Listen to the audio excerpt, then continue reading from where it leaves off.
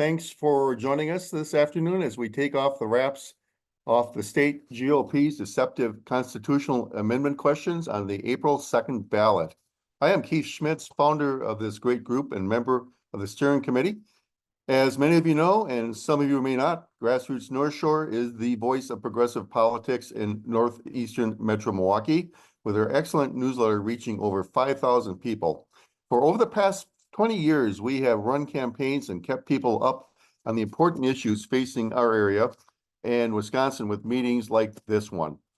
Thanks go out to Shirley Horowitz Events Committee for putting this together. And if you're not getting our newsletter, please sign up at grassrootsnorthshore.com. Again, that's grassrootsnorthshore.com. Leading off the program, you will get to know Ann O'Connor, happy St. Patrick's Day, Ann, who will be the next county supervisor representing Whitefish Bay District 1. We are saying next because Ann is unopposed. Ann, by the way, is the founder of Bay Bridge, which has become a very effective community organization in the Bay. As for today's program, this election is like many others in Wisconsin, when the state GOP comes up with foggily written amendments designed to confuse and deceive voters, thinking they're going to vote for something positive and reasonable when our friends on the right have something else in mind. So to hack through this underbrush of deception, we will be hearing from Madison attorney Doug Poland, who's an expert in going behind the curtain to reveal the fraud. He will tell us what's behind questions 1 and 2 and some future amendments that are on the GOP's minds. So following up to Grassroots North Shore is North Shore Grassroots Chair and Fair Maps Coordinator Debbie Patel to pass along your submitted questions to Doug.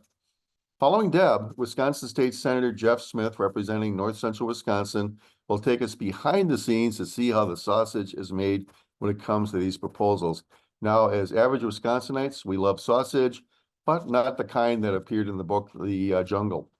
After Jeff, Grassroots North Shore Chair Cheryl Morano will fill you in on what's happening. And don't forget to vote on Tuesday, April 2nd, and remind your friends to vote as well. We need to elect County Executive David Crowley, Les Summer, and Brian Kennedy, and to show the country that Wisconsin has Joe's back. And I'm sure you'll all agree that Joe delivered a heck of a speech last week during the State of the Union address. So thanks for coming. And here's Debbie with the details. Hi, thanks for being with us tonight.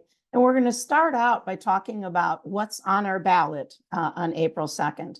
One of the things that's on our ballot are many local elections. And there are so many communities with so many elections that we can't possibly go through them all.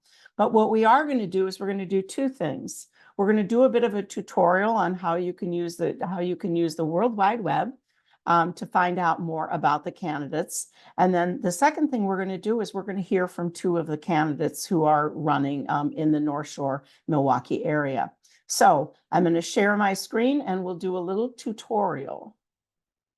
So first we're going to start by looking at the Grassroots North Shore website. There's a load of information here on the elections 2024. You'll see that there's a drop-down box or drop-down. You can look at county offices. You can find early voting information, all sorts of things here. Let's jump to the North Shore communities, which is where I live, for example. One of the things you can find on this website is see early in-person voting information.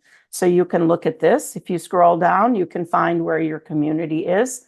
I recommend that when you look at this, that you go ahead and make a phone call as well, just in case the information has changed. So that's one nice thing you can find on our website. Again, looking at the North Shore communities, you go down and you scroll down and you'll see one of the races that's happening is the mayor's race. Grassroots North Shore has endorsed Brian Kennedy. He is the existing mayor. One of the things you'll notice here is that there are candidate questionnaires. If there is a disputed election, you will often see reference to a candidate questionnaire. We're just going to take a peek at that. So here are questions that Brian answered, and you'll notice that his opponent, Steve Bruckner, declined to respond. That may be one of the reasons that Grassroots North Shore endorsed Brian. Another reason is we know him well and we respect him. Continuing to scroll down, you'll see another questionnaire. I'll show you one more as an example. Here's Whitefish Bay. If you live in Whitefish Bay, there are 2 open seats and there are 3 people running. Here's the candidate questionnaire. And here you'll see that everyone submitted answers to the questionnaire. So you can go and you can read about the candidates if you live in Whitefish Bay. Let's go back and look at a different part of this. Let's go to the Milwaukee County offices. And here in Milwaukee County, probably the most important race. I don't know, it's hard to know what's important to you and important to me. Grassroots North Shore has endorsed David Crowley. Again, we know him well and we like him, and we're going to hear from him in a minute. We've also endorsed Liz Sumner because we know her well. We respect her work ethic.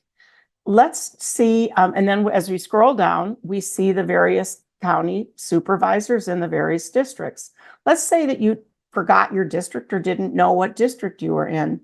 You will get a link to this, findyourcountysupervisor.com, and you just go into this web link and you add your address. I practiced earlier today. This is my address. I live in River Hills, and I press go. And up pops District 1. So I'm in District 1. This is my district. And Liz Sumner is my district supervisor. I've just mentioned she's running for comptroller, so she will not be on the ballot. Let's go back and see who might be on my ballot. District 1, the person on the ballot is Ann O'Connor, and she is running unopposed, so she will be my next county supervisor. I've met Ann. I like Ann. And I am going to stop sharing my screen because Ann is going to say a few things about herself. So I'm stopping the screen share and I'm turning it over to Ann. Hi, Debbie. Thank you so much for that. I'm really excited to be the candidate for this position. I have to say, I maybe did come to it with a bit of reluctance as an activist and a person who's been leading different efforts in the community. When I learned that Liz Sumner was stepping away, I was very eager to make sure that someone good and that we trusted and could work with would take over that position. And the more I asked around and the less I heard names floated, but was often encouraged by people to run, probably around the 8th plea, I said, okay, I will do it. And I'm actually really thrilled and excited to be in this position. So I've been a part of Grassroots North Shore. I've known Shirley and Cheryl and some other folks on this call for probably 10 years or so. I came to activism through environmental issues in Whitefish Bay and on the North Shore. And also, as was mentioned, I'm a co-founder of Bay Bridge, which is a social justice organization that seeks to make our communities more welcoming and more equitable. And about 2 years ago, I began to have some interactions with Milwaukee County through my work with Bay Bridge. We had brought the UWM Mapping Racism and Resistance Project to the North Shore, which highlighted the discriminatory covenants that existed on property deeds throughout Milwaukee. That research is coming shortly to a close with UWM, hopefully revealing that map soon. As part of our efforts in researching those historically discriminatory covenants, Bay Bridge wanted to take some action. So we drafted a resolution repudiating the discriminatory covenants and allowing our local governments to officially go on record as saying that they are repugnant and need to be formally denounced. We brought that to Milwaukee County as well, which passed it unanimously. And then also for the past 2 years, as part of Bay Bridge, I have been working with a group called the Redress Roundtable, which looks to redress segregation in our area. And we have been working to get a housing committee formed at the county. And now we are successful in the next step. And we hope to have it be a committee between the county and the city to examine housing issues. So housing is a really important part of my campaign. I've also been able to sit on the Public Advisory Committee on Safer Streets, which examines pedestrian bike safety in our area, which definitely needs some improvement. And in my professional world, I work for an urban planner, and we've been consulting on the North-South Bus Rapid Transit. So some different areas of intersection. But really excited to have this opportunity to talk to you tonight. I think you will be getting contact information for me, but if you want to reach out before, my email is ANNEFOR1MKE@gmail.com. So thank you for all the amazing work that you all do in our communities. I'm a big fan of this group, and thank you for the opportunity to be here this evening. Thank you, Anne. I'm even more enthused about voting for you than I was before. And by the way, you can find her email address on the Grassroots North Shore website. Going back to Milwaukee County, another race that we're very interested in is re-electing a county executive, David Crowley. And as I said, I think before, Grassroots North Shore has endorsed him. David couldn't be with us tonight, but he has shared a video. And each time I listen to it, I'm more inspired than the last. So I'm going to share that video now. Good afternoon, Grassroots North Shore. I hope you all are feeling good. I am David Crowley, your Milwaukee County executive, and I'm asking for your support in my bid for re-election this spring in 2024. You know, the past 3 years have been an extraordinary journey while serving as county executive. From day one, being elected in the role in the midst of a pandemic, I knew very well that this job was one that demanded both hard work and commitment. I learned early on that at times the tough days would seem insurmountable, that the lows would appear impossible to overcome. Communities all across Milwaukee County, they were pressed and stretched like never before in our entire history. I mean, think about it. Families were at risk of being evicted, and they were looking for help. Folks were facing mental health crises and had few places to go. And we saw businesses and community organizations that were threatened with insolvency and not being able to serve those most in need. But as scripture tells us, the darkest hour is just before dawn. And look, we are simply built differently right here in Milwaukee County. We don't just pull ourselves up by our bootstraps. We pull up our brothers, we pull up our sisters, our neighbors. We pull up our entire community. And when the night is at its darkest, we know the light is just ahead. We stayed focused and we did the work. We invested millions in small businesses all across the community. We prevented evictions and funded opioid harm prevention and treatment programs, and we addressed violence in our communities. And we worked with both parties to solve the fiscal crisis and secures the county's financial future. Now I'm proud to be from Milwaukee County, and I'm most definitely proud to represent the people that make up the largest county in our great state. And let's be clear, we know that the state of Wisconsin, they count on us. They count on Milwaukee County to be exactly what it is, the resilient driver and powerhouse that it is, whether we're talking economically, socially, or culturally. But you know, this journey has been a tremendous one that I could not imagine pursuing without my family as well as my loved ones. You know, when I look at my kids, I think about how high the stakes are and why I got into this from the very beginning. And when I look at my wife, I think about the sacrifices that she has made and the hard work that she has put in, not only to support me, but to support my vision. And when I see my dad, I think about his life's journey and how he helped me be the man I am. And then I think of my mother, and I think of losing her just months ago and how that was one of the hardest moments I've ever endured in my life. And I think not only about her wisdom, but her unrivaled love and the commitment that she demonstrated to me and her entire community and family. But because of my family, I am once again seeking your vote and want to continue serving in this role. And I want to help the people of Milwaukee County who get up every day to build a better life for all of our families.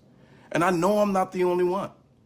I need all of your support and your help to keep building the Milwaukee County that we absolutely deserve. I need your help to deliver more affordable housing, to expand quality transportation options, to continue fostering the healthy, thriving parks that we have, but also to help folks address the mental health challenges that they face. And together, I know that we can get this done. Now, I was born and raised in this community, and I live and love Milwaukee County, and I believe in the future of Milwaukee County. So here we are to make changes for the better, and together we will get the job done. I hope to have your vote on April 2nd to continue serving as your Milwaukee County executive. And I appreciate all the work that you do to make sure that you're getting out the vote. So thank you for your time. Thank you for your work. And let's make sure that we not only get out the vote on April 2nd, but let's make sure we also get out the vote in November 2024. God bless, and thank you for your time. Wasn't that inspiring? I've heard it 4 or 5 times now, and every time I hear it, I go, yes, let's raise all boats, raise all boats.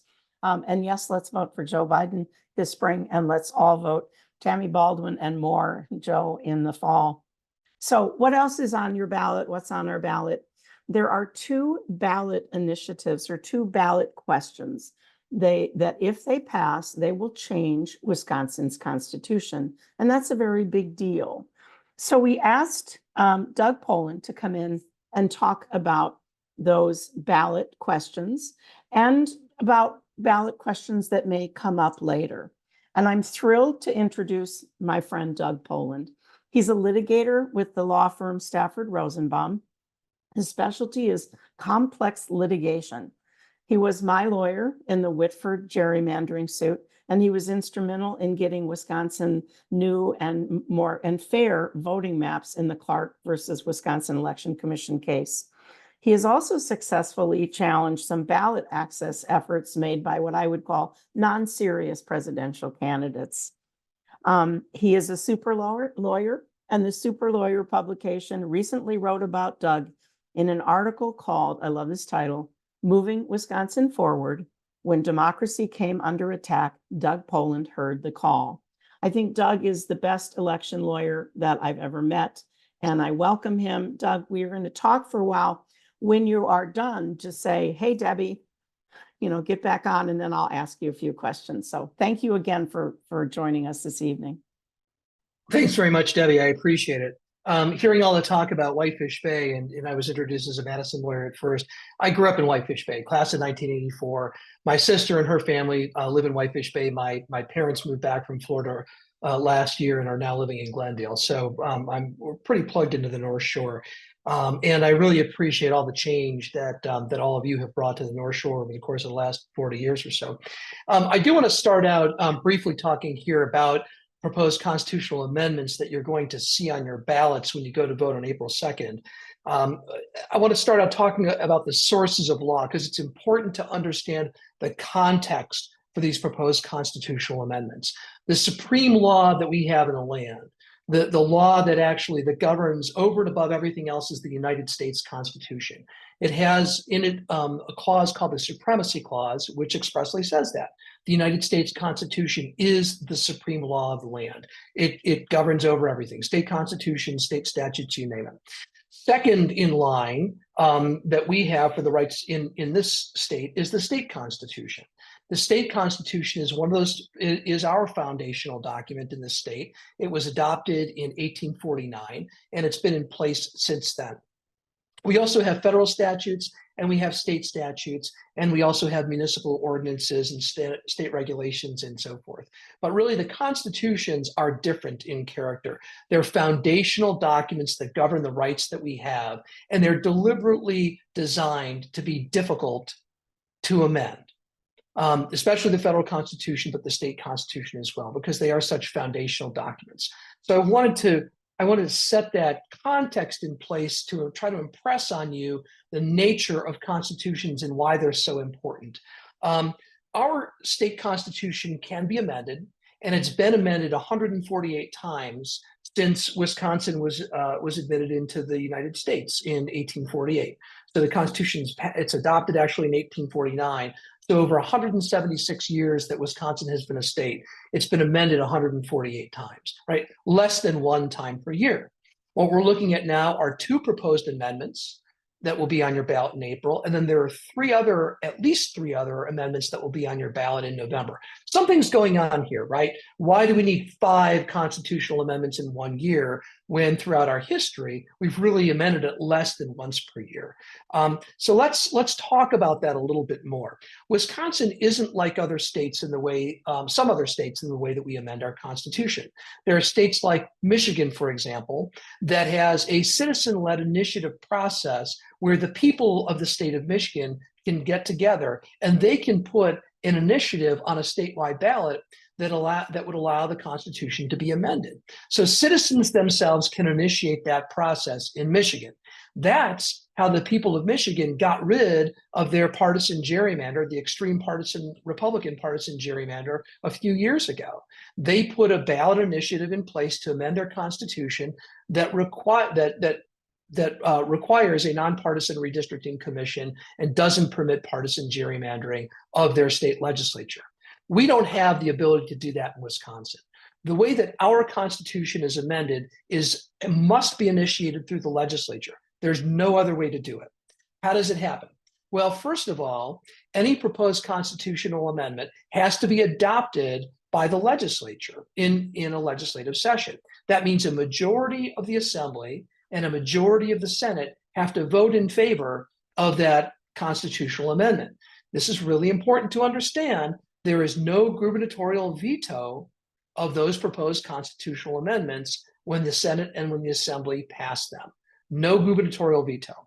If one session of the legislature approves a proposed constitutional amendment, then immediately in the next session of the legislature, that legislature has to approve those same amendments again by a majority vote.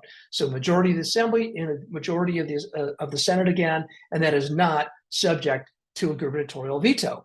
If we get 2 successive sessions of the legislature that approve a constitutional amendment, then it goes to the people.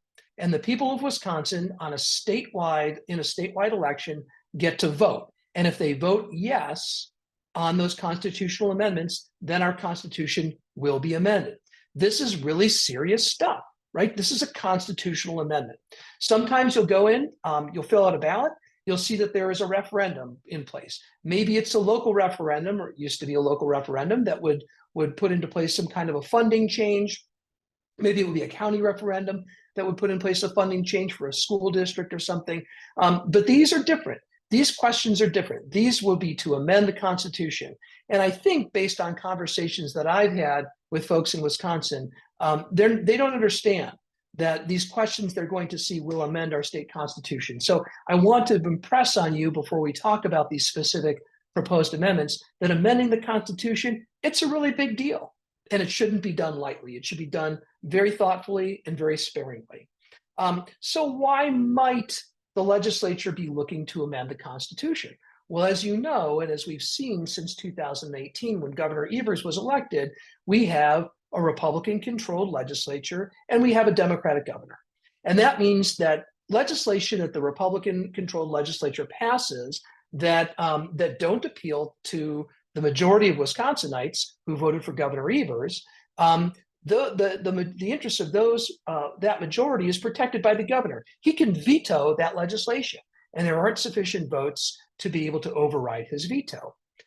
But notice what I had said before about constitutional amendments. Those are not subject to a gubernatorial veto. So unfortunately, I think what we're seeing in these proposed amendments to the Constitution, and we've seen it in the last couple of years as well, is an attempt by the legislature to do an end run around the gubernatorial veto.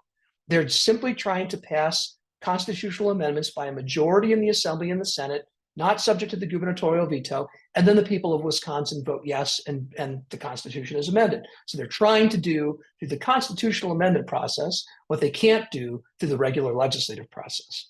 So how about the 2 proposed amendments that we're going to see on the ballot on April 2nd? Maybe you've already gotten it because you're going to vote absentee. Maybe you're going to go in and vote in person. But you're going to see these 2 questions. So the first of the 2 questions has to do with the use of private funds in election administration. And so this is question number 1. The proposed question number 1 on the ballot reads, the use of private funds in election administration. And the question that's asked is this: shall, and I'm going to skip the section of the article of the Constitution and just read the question.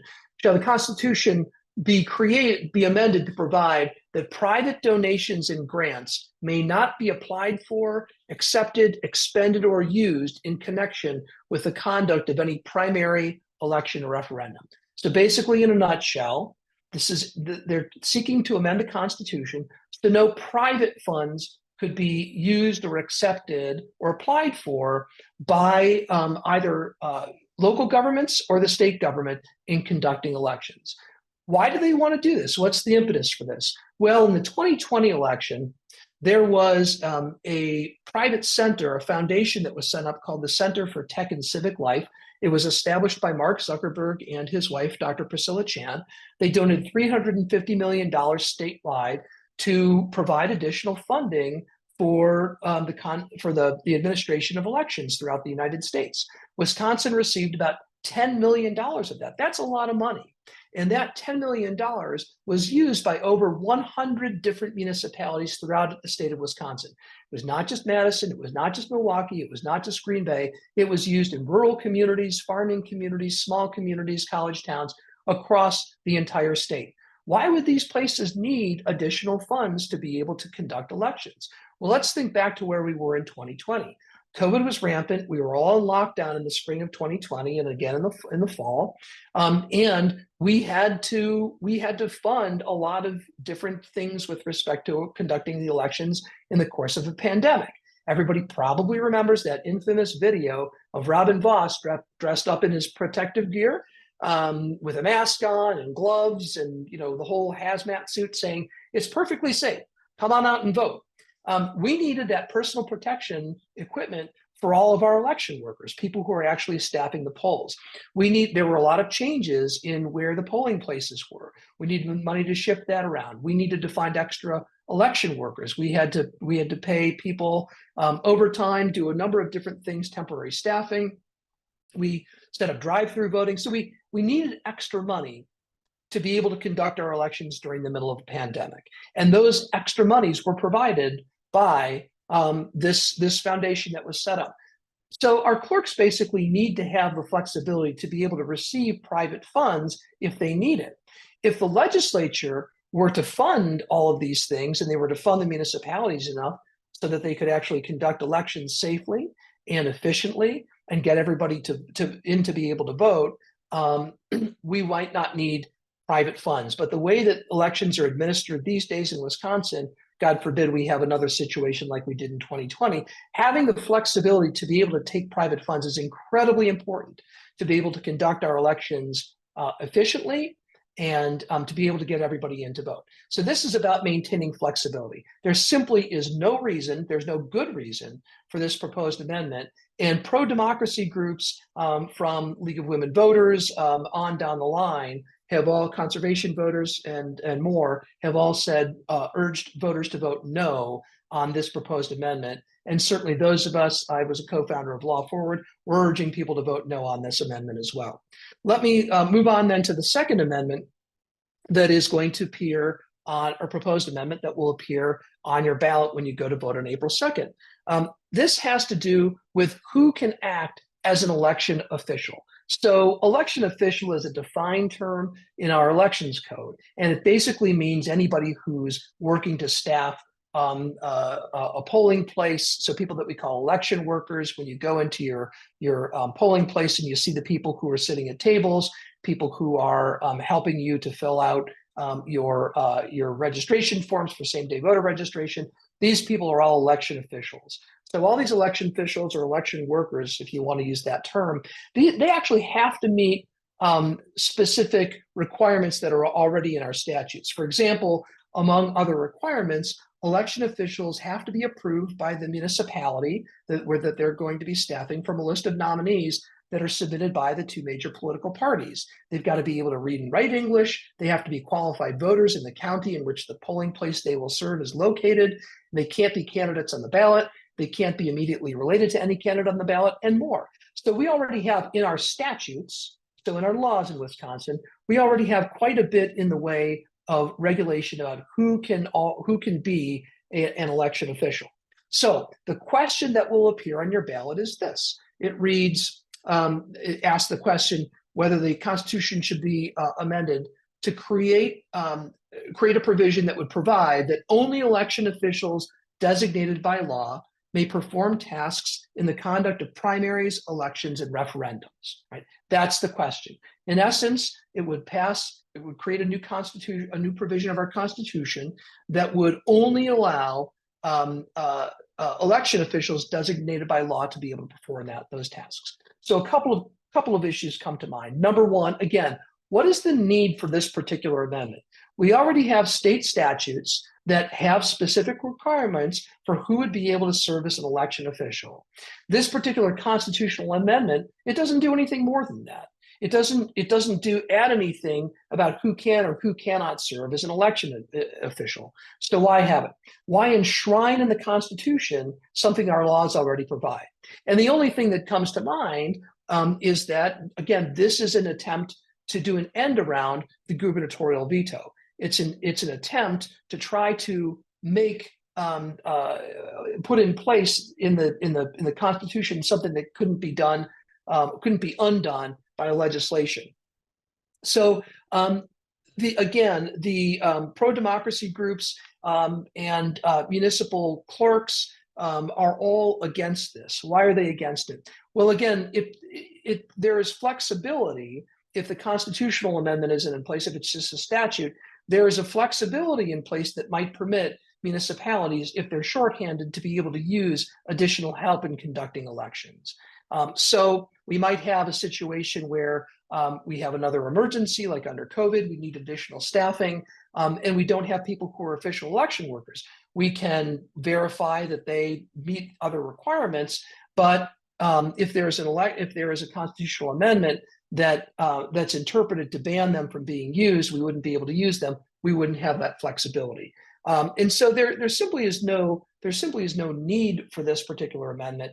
It would just make it harder to be able to change the statutes in the future to be able to accommodate a situation where we would need some kind of flexibility. Because again, this constitutional amendment process takes years and years and years. And if we get into a situation where we need a quick change of law, the legislature wouldn't be able to do it. So those are the two amendments, and we'll get into a little bit more in the Q&A with Debbie in just a minute. But those are the two particular amendments that will be on the ballot in April. And I just want to finish my prepared remarks here before we shift to that Q&A with Debbie about three questions that, as of right now, are scheduled to appear on your November 5th ballot. Now, keep in mind that could change. Additional amendments could be added. And that's because the Wisconsin statutes require any constitutional amendments that will appear on the ballot, they've got to be submitted to the municipal clerks at least 70 days before the statewide election in which they will appear on the ballot. So we won't know until sometime a couple of months down the road whether the legislature might come up with any additional proposed constitutional amendments. So as of right now, there are three other amendments that are scheduled to appear on your ballot on November 5th when you go to vote. One is the citizen voting requirement amendment or proposed amendment. And so this is an amendment right now. The way that the state constitution reads is that every United States citizen age 18 or older who is a resident of an election district in this state, the state of Wisconsin, is a qualified elector of that district. Those are the people who can vote in an election. This proposed amendment would actually flip it around and not make it a positive statement. Every U.S. citizen age 18 and older who's a resident can vote. It would flip it around and say only a United States citizen age 18 or older who is a resident of an election district in the state is a qualified elector of that district who may vote in an election. That's the proposed amendment in a nutshell. Now, this would change the law because it would effectively prohibit any kinds of changes in the way that local municipalities might conduct some elections for school boards. So, for example, in some other parts of the country, there are some municipalities that have allowed non-citizens to be able to vote, for example, in school board elections. This apparently has rubbed some of the members of the legislature in the wrong way. They're very concerned, apparently, that even though it hasn't happened in Wisconsin, that it could happen here, that municipalities might allow non-citizens to vote in some of the local elections.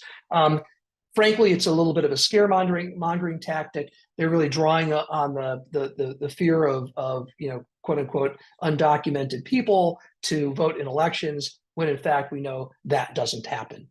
So you will certainly be hearing more about that as we approach the fall, but I did want to mention that.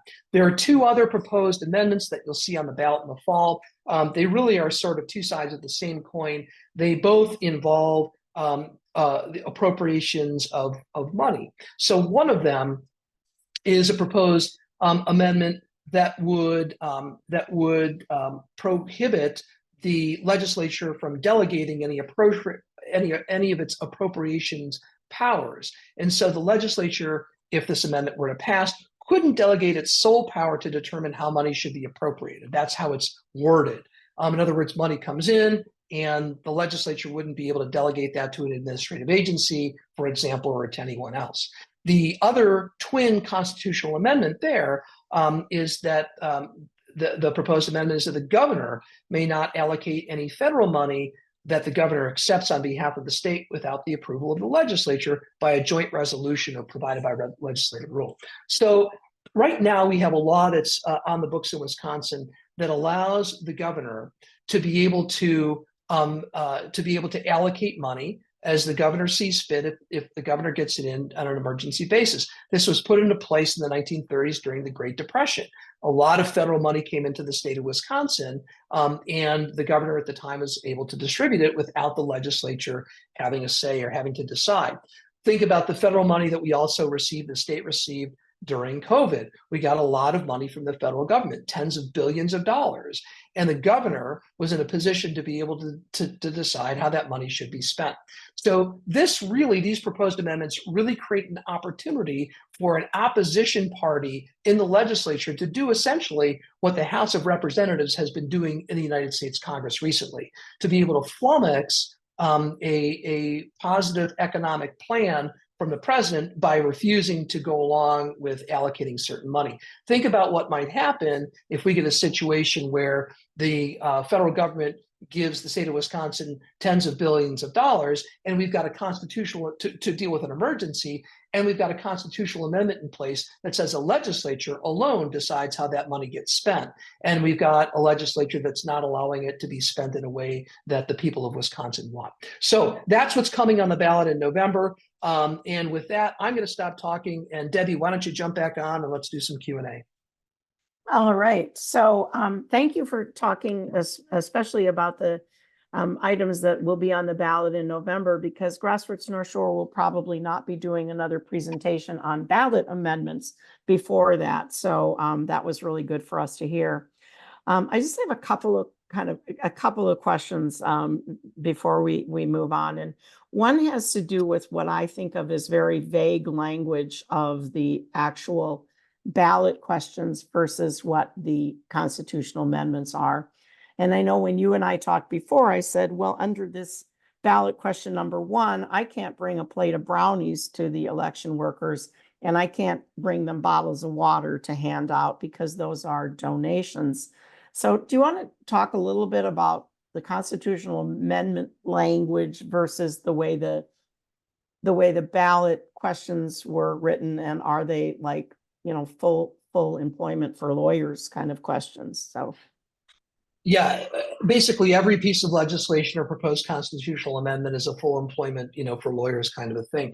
But yeah, you're absolutely right, Debbie. So there is confusing language, and I don't know that I'm going to point the finger and say that they were intentionally designed to be deceptive, but the ballot question that you will see when you go in to vote asked whether the Constitution should be amended so that it will provide that the private donations and grants may not be applied for, accepted, expended, or used in connection with the conduct of any primary election or referendum. It's phrased in the passive. And something you learn as a lawyer is that if you want to hide the ball, phrase something in the passive, phrase an argument in the passive. There's no actor. Who's doing the acting? Right.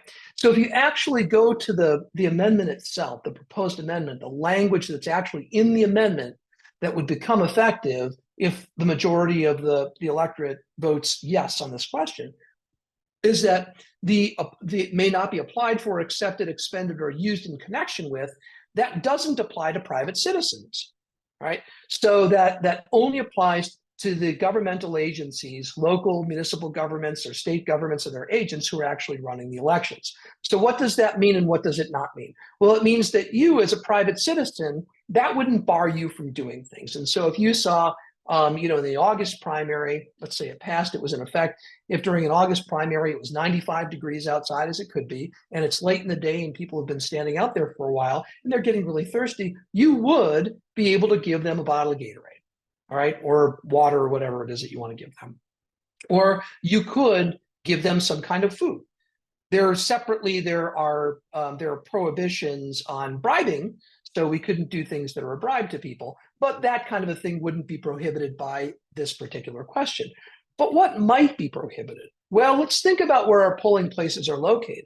I'm not sure where the polling places are in Milwaukee County or on the North Shore anymore. But here in Madison, we've got a bunch of polling places that are in churches. Those are private organizations. Churches are private organizations. Now, if the city of Madison allows a polling place to serve, or allows a church to serve as a polling place, and it allows the church to be able to have coffee and snacks and maybe even lunch for some of the election workers who are there, is that prohibited by this amendment? It might very well be, right? Because the city isn't allowed to accept any private donations in the conduct of any primary election or referendum. And so that might be interpreted to be able to bar, for example, churches from serving as polling places or giving any kind of food or anything of value essentially to election workers. So again, we don't know exactly what this is designed to do, but the language of the question doesn't match up with the text of the proposed amendment itself. And that leads to a question I have about question number 2. And if we use that church as the same example, so only official election workers are allowed to work on elections. Well, there are a lot of elections that take place in schools and take place in churches, and the people keep it clean, and they set up tables and all that kind of stuff. So again, it just seems to me that it's opening the door for all sorts of just mischief, I guess I would say, in terms of the election system. And I don't know if that's a question or a comment, but do you feel the same way about question number 2, that it leaves ambiguity? Absolutely, Debbie, and for exactly the reasons that you said. I mean, to make elections work requires the input of a lot of different people. There could be specific carve-outs that courts might find. So, for example, what if you are driving voters to the polls? Now, you're allowed to do that under our existing bribery statutes, the prohibitions. You're allowed to drive other voters to the polls, but if we don't also have carve-outs, could those people qualify as election officials under this proposed constitutional amendment? Well, I don't know. I mean, might they not? The Constitution, again, is a foundational document. It outlines broad principles, and then those principles get interpreted by courts. And we have different courts throughout the state. The judges who sit in Dane County are elected by Dane County voters. We vote about 80% Democratic in Dane County. Waukesha County judges are elected by Waukesha voters. They tend to elect different kinds of judges. And a lot of law over the last number of years has been made in Waukesha County, because that's where our friends on the other side of the political aisle tend to bring the cases. The Dropbox case, for example, that outlawed Dropboxes in 2022, that was a case from Waukesha County. And so, it's when you're talking about something new, language that was just created and is going to go into the Constitution, it's going to be tested in the courts. And if we don't have specific definitions that are set out, and oftentimes we don't in constitutions, because again, they're not like statutes, they're very broad documents and they're far reaching and expansive in their scope. And so if we don't have specific definitions that are set out, it's hard to say exactly what the impact could be, but it could very well lead to results that you don't expect, and ones like you suggest. So I guess that makes me even feel more strongly that I'm going to vote, that I want to vote no, and that we should vote no. I'm going to ask you one last question that I think is interesting. I really have a lot of respect for Kathy Bernier and the group Keep Our Republic, and respect for what they're doing. They're going around and doing election 101s because they're trying to dispel this election denial business. I know that I call them election deniers, but they're saying we shouldn't use machines. We should have all paper ballots. And I believe that, I know, in fact, I went to a meeting of the Patriots of Ozaukee County where they talked about using constitutional amendments as a way to get around Governor Evers. Now, Kathy Bernier has said that she thinks these two amendments are sort of, no-brainers, because she thinks that these make sense. And my guess is that she's thinking of the actual constitutional amendment. So I don't know, then I began to wonder whether this is all an effort to just appease the election deniers and try to get them off their back. I mean, do you have any thoughts on that before we move on? That'll be my last question, and anything else you want to say. Well, I don't know what her motivation is for saying that these are no-brainers. Again, I would start out, when we're talking about an amendment to a foundational document like the Constitution, I would start out, like I hope everybody does with whatever they read, starting out skeptical, right? Negative hypothesis approach. Make them prove to you why these things need to be done. We simply don't have any good justification for why these amendments are necessary. And especially, we've just been through the elections during the pandemic, and we've learned some lessons from those. And what we've learned is we need flexibility. And we got some flexibility. We got some changes to the laws, temporary, of course, from the federal courts in 2020, because it was necessary to be able to conduct the elections freely and openly and thoroughly during a pandemic. We don't know what's coming. We don't know what's around the corner. We don't know what we might need to do to have safe and fair and thorough elections. But we ought to have the flexibility to be able to conduct those elections, to administer them in the right way, regardless of what the conditions are. And the fact of the matter is that both of these proposed amendments would severely limit what we can do in terms of spending money, accepting money, and spending money to be able to make sure that we can administer the elections no matter what the challenges are that come up.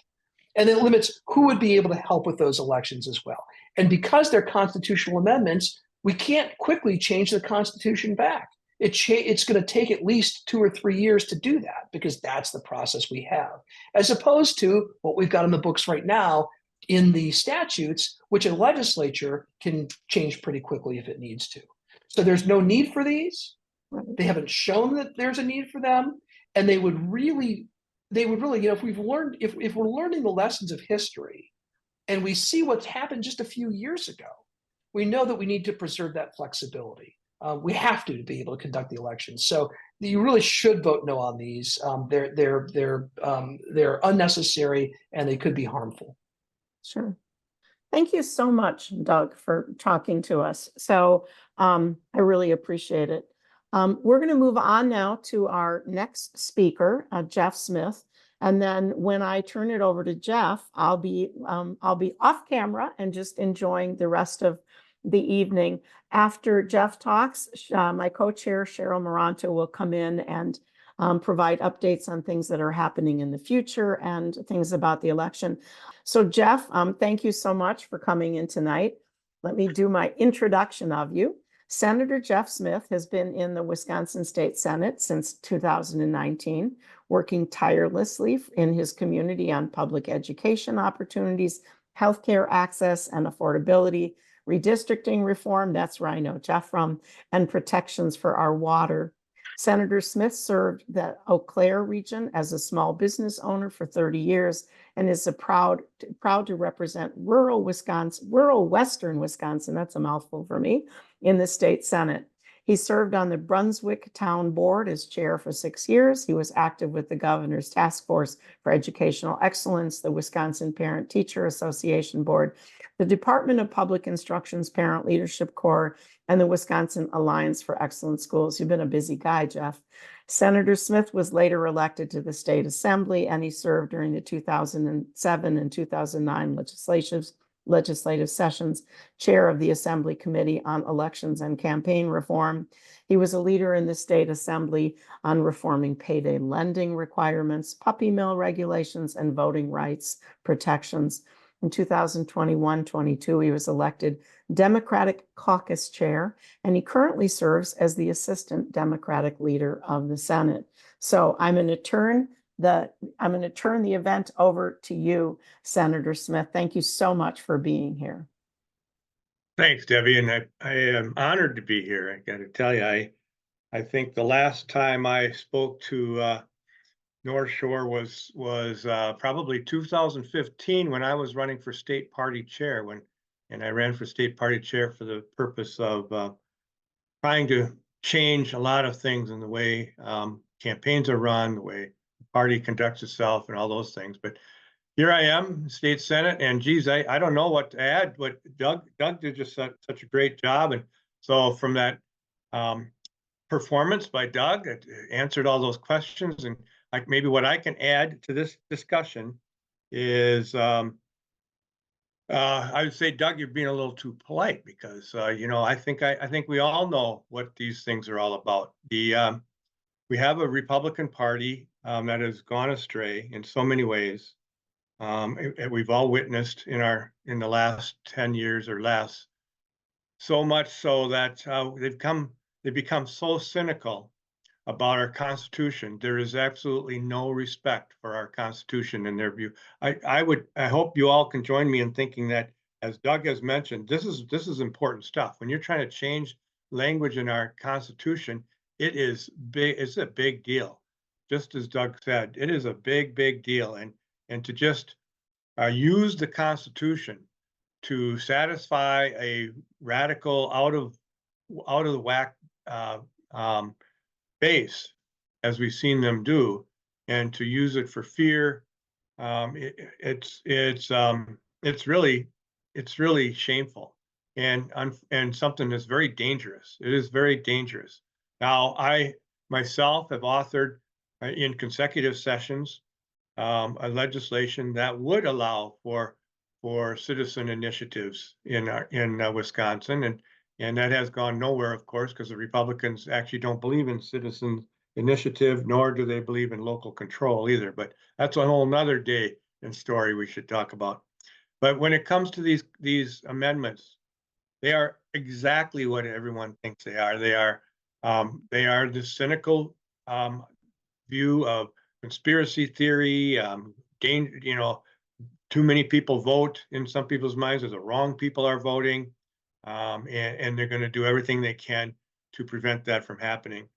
Now, I have seen it firsthand, of course, that over the last couple of years, the Republican majority in the legislature are sort of seeing the writing on the wall that they aren't going to have those majorities, at least not as large a majorities in the near future.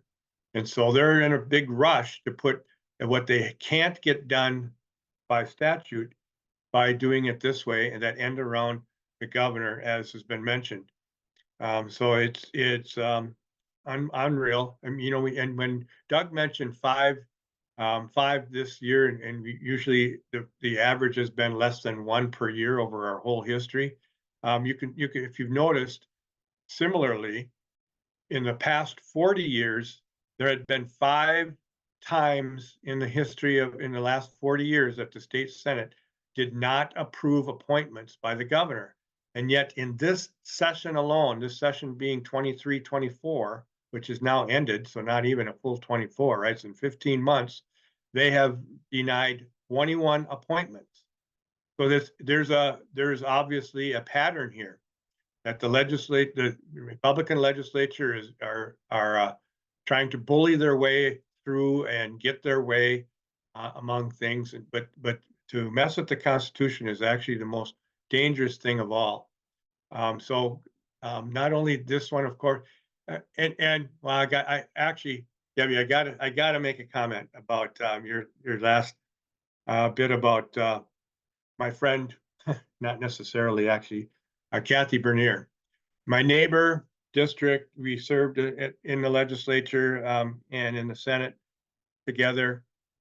And keeping in mind that the reason Kathy Bernier would say it's a no-brainer, because that's the real Kathy Bernier. Kathy Bernier is solidly behind the efforts of her party and helping them keep power. The reason, of course, she did make a name for herself by being one of the few, very few, and I commend her for that, of stepping up and saying, no, these elections weren't stolen. They are conducted fairly by clerks, because one thing Kathy Bernier likes to remind us all, and always has reminded us all over the years, is that she was a clerk. So she'll stand up for clerks. And when they were being attacked after the 2020 election, that was sort of the stepping over the line in her mind. So I just want to be clear. We are careful who we're dealing with, because the other side of that coin is the fact that she is very partisan and going to support her party efforts in a lot of other ways. So but that said, that I just had to respond to that, Debbie. I appreciate your feelings about what that committee is supposed to be doing, and it's a good thing too, because that's what we need to keep doing, is educating people. So one of the alarming things that I find, and I'm glad you're all doing this tonight on this subject, is that I am getting contact from people who have received their absentee ballot and saying, "Hey, Jeff, what's with these two amendments on here? How should I vote?" And I get that as a great reminder that I live in this bubble, that I think, what do you mean? Why, you should know how to vote on this, right? And I get that, though, that's not necessarily true, because like all of these that we get on the ballot, and this was touched on already, it's they are maybe even use the term passive aggressive, right? So they're passive in that they sound like, something that you should approve. Well, of course, the second one especially, of course, the idea that only certain persons should be conducting elections. Well, yes, but as Doug mentioned, once it's put in the Constitution, it takes away any possible ability for the legislature or municipalities to react to an emergency or to change the law, because you don't know what's coming down the road. That's one of the things over the years I've always concerned me when people start talking about amendments to the Constitution, is that's very short-sighted to think that what you are seeing at that very moment is the way things will always be, and there's no way you'd ever want the legislature to make a change or to be able to make a change, and it's a lack of trust. So and then to the First Amendment on the money, I'm glad Doug mentioned that over 100 municipalities in Wisconsin actually used the parts of that money and got grants because of the need in 2020. And of course, it was only developed because of the need that 2020 presented. But yet the Republicans have only mentioned Milwaukee, Madison, and Green Bay as the guilty parties for taking private funds to increase the liberal vote that came out of those three cities. And that's just again revving up their far right base and getting them excited and angry about something that isn't really true. So it's unfortunate, but that's how these amendments have been used over the years and are being particularly, I think, abused right now. Doug also mentioned that 3 are on the ballot in the fall, but there could even be more, because we've had a real rush of constitutional amendments come through the legislature over the past year or so, and so there are others that are sitting on the docket that they could possibly put on the ballot if they wanted to. So all that said, I guess I would be more open to questions than what I can actually present here, because Doug did such a great job of actually giving you all the info that you really probably need to answer questions when people ask you, because that's That's what we're going to ask all of you to do, is to get out there and educate people about what's coming. So Debbie, if you want to help me out here, or Cheryl, or whoever is going to be next and Sure. ask questions. I'll ask a question or two, and then we can turn it over to Cheryl. So let's see. What can we is there anything that we as like so you're getting calls in your office. What do you think we should be doing to stop these amendments from going through, or to educate educate other people about what's going on? You know, one thing, when it was on the floor for vote, the only thing we can do, being in the minority, is to try to introduce amendments and try to reason with them. So what the amendment we really on the first ballot question was something to the effect of ensuring that the state legislature properly funded our municipalities and clerks so that they wouldn't need those funds. And so think about that. Here we were in 2020, a pandemic, an emergency situation, and our clerks were desperately trying to figure out how to safely run elections. I remember working the poll in my own community that spring, and having to wear gear and to have booths separating people and plastic. I mean, these things cost money, things they didn't normally have to do. So here we were with the state legislature that was not only denying that there was a pandemic, but also refusing to send funds to these municipalities. It sort of forced them to have to look elsewhere for grant money. So we tried our best to get the legislature to agree that when these sorts of things happen, we need to properly fund them with public funds. If we leave them with no choice otherwise, and it's frustrating that we can't seem to get them to agree to do that. So maybe at least on the assembly side, because there's not going to be, my understanding is there may not be a whole lot of change in the makeup of the Senate in the fall, but there is a chance for real change in the assembly under new maps. And maybe that there could be especially if these amendments go through, there could be a groundswell that just says, if you want to talk about, and again, with Kathy Bernier, if you want to support election officials, then show us the money, right? Just show us the money. And that's part of it. I know that Milwaukee County, they have this issue with what they call the red mirage, because the absentee ballots go into a central count, and then the Republicans think they're winning, and then in the middle of the night it turns. And that Milwaukee was smart enough to get an $800,000 grant recently to get more in place so that they wouldn't have that after my least favorite new senator, Dan Knodl, really put the kibosh on counting the votes early. I mean, it's just sort of amazing that they're just sort of like they're just wringing the election officials dry in a way. But one thing that we could do is that we could work hopefully with the new assembly, start in the assembly, and try to point out that, okay, like, we passed this amendment, that means the election officials need more money. That's one thing. I guess one other question that isn't directly related to constitutional amendments, but what is your feeling on all the efforts? I went out and testified against all of these efforts to pass statutes that, there's smoke, so there has to be fire. So we have to limit this and we have to limit that, and some of that has gone through. And do you see our legislature, is that still going on? I haven't been able to pay as much attention this year, but do you see that on the Senate or the Assembly that they're really yielding to the desires of the group that I just globally call election deniers? What is your take on that from where you sit? It's interesting, Deb, because they have been anyway, but yet,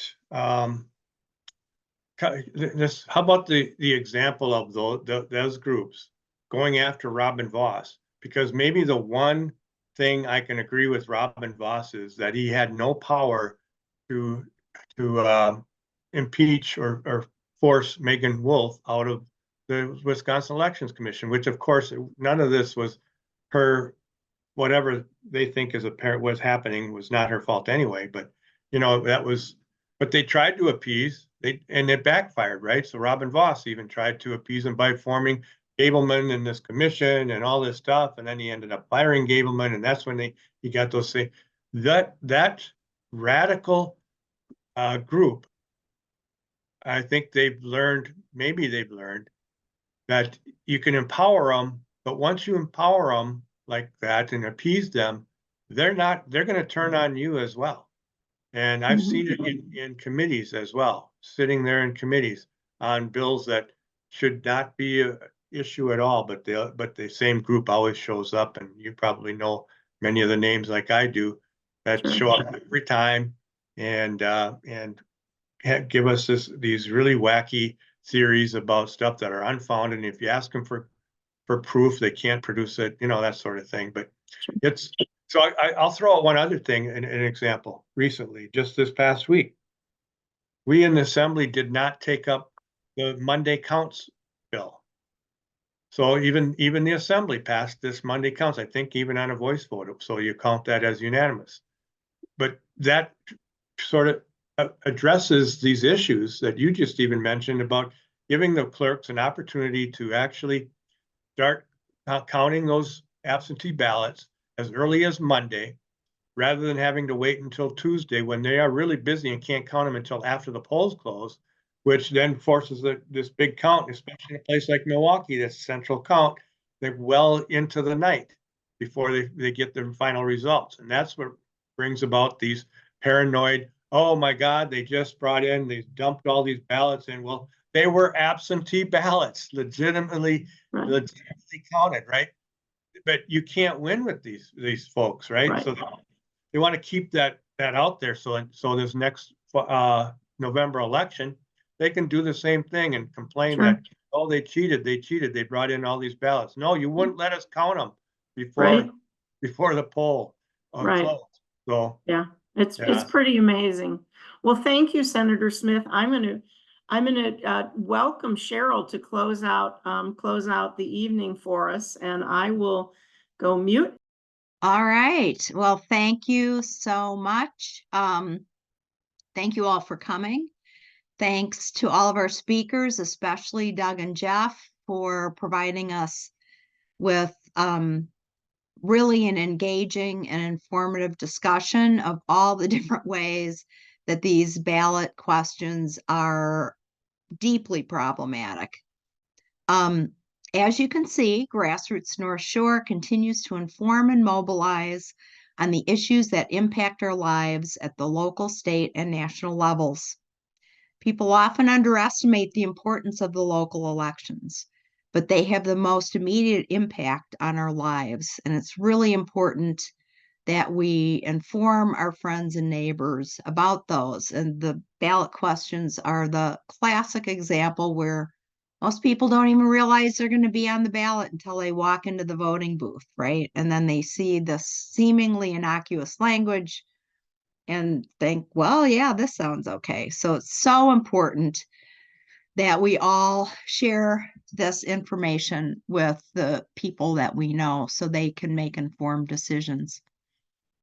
I've said it before and I'll say it again. These are the most important elections of our lifetime. At the state level, we have the chance to flip the Assembly in 2024 and the Senate in 2026. And then Governor Evers and our legislators can start implementing the policies that the vast majority of Wisconsinites favor: common sense gun laws, Medicaid expansion, funding for public education, and so much more. No one can do everything, but every one of us must do something. We have many opportunities for you to help in advance of the April 2nd election. One of our projects is campus voter engagement. Volunteers are needed to talk to students outdoors on the campuses of UWM and MIAD about the April 2nd election. An orientation will be scheduled to provide you all with details. We're leafleting on Monday through Thursday, March 25th through the 28th, between 11 and 1. And on Tuesday, April 2nd, anytime that's convenient to you. At MIAD, we are doing again Monday through Thursday, March 18th through 21st, because they have different spring breaks, again between 11 and 1. And on Election Day, Tuesday, April 2nd, again, whenever it's convenient. And you will be contacting Norma Gilson for that, and our follow-up email will give you all the contact info and signups that you need to do this. Our second opportunity is that we need people to make phone calls to the folks that have received our postcard about the April 2nd election. Our target was strong Democratic women. So they're very easy phone calls to make. We've had very positive feedback from the folks who have done it. We sent out over 4,000 postcards, so we've got lots of calls to make.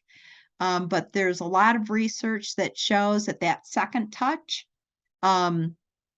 is really important and really effective. And, too many people just don't pay attention to that spring election. So we really need to get out the vote, in particular to protect our Constitution from these very problematic amendments.